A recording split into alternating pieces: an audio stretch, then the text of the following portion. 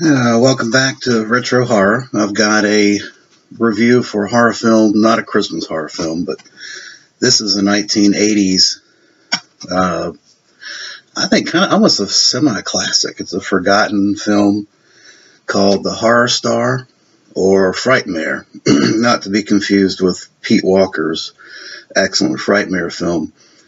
This film was directed by the eclectic Norman Thaddeus Vane in 1981, and it took 2 years before it actually got released. And then subsequently, Troma picked it up, I think, for 50 grand to distribute it. This is a Vinegar Syndrome release, and it's jam-packed with fascinating special features. Essentially, the story is that Freddie Main, who is the Radolph. He's kind of a aging horror movie star. He is at the end of his career and really getting irritated with the directors, these younger guys coming out. He kills the director, gets pissed off and kills the director, and then ultimately at a horror fan show, he falls dead. Then the film cuts to a group of kids that kind of like Weekend at Bernie's. They grab the body and play around with the body, and ultimately the body comes back through a black magic ritual and starts killing off the kids, and some notable kills.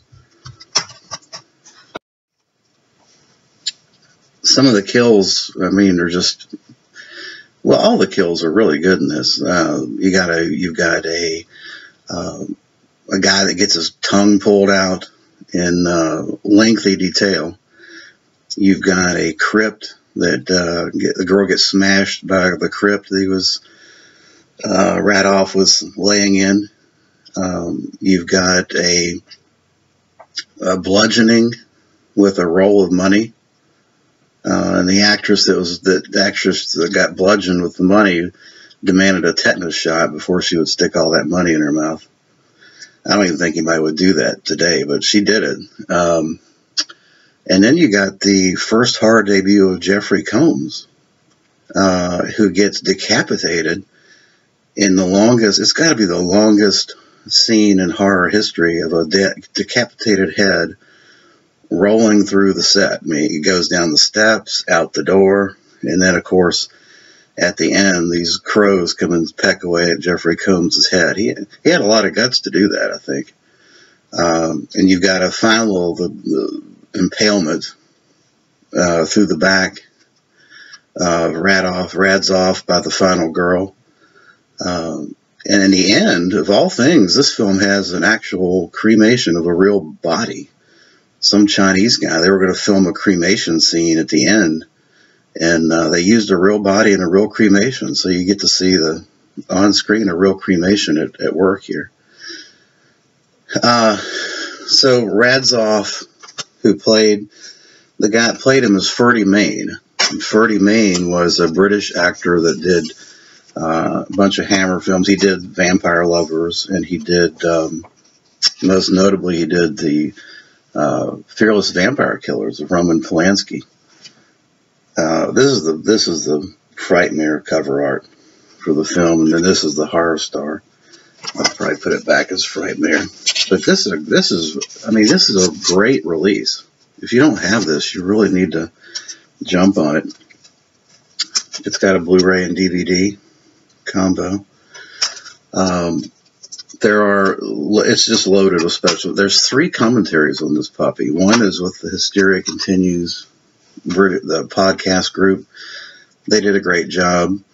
And then you've got the last interview of Norman Thaddeus Vane, who goes through his whole career throughout the movie, soup to nuts, relationship with his parents and how he met Bob Guccione and how he had all these black room orgies and things. And I mean, it's amazing level of detail. I mean, the guy's life could be a movie by itself. He's a very interesting character. And then you got David Duval, doing a commentary. And all 3 commentary tracks are excellent. I mean, it's worth the price of admission just for those commentary tracks. Finally, you have a 20-minute interview with Joel King. He's the DP cinematographer. And his story is just as interesting. He fell into the photography and cinematography because he married Daryl Zanuck's daughter and was looking for a job. He was the cinematographer for Duel. And of course, this film. He almost got fired from this film because he was so obsessed with lighting that it was taking too long to do the setups, and they were going to fire him. But after they watched the dailies, they said, "Well, I mean, we just need to get some more money. The guy knows what he's doing." Originally, they wanted to shoot this in black and white, and then have all the gore scenes in color, which I think would have been fantastic. But they opted, I guess, from a cost standpoint, not to do that.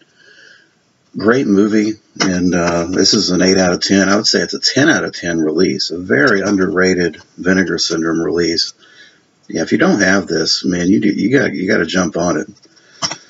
So that'll wrap up my review of Frightmare. An excellent way to spend about 5 hours if you want to watch all the movie and all the special features. You got about a 5-hour task ahead of you. Anyway, thanks for watching.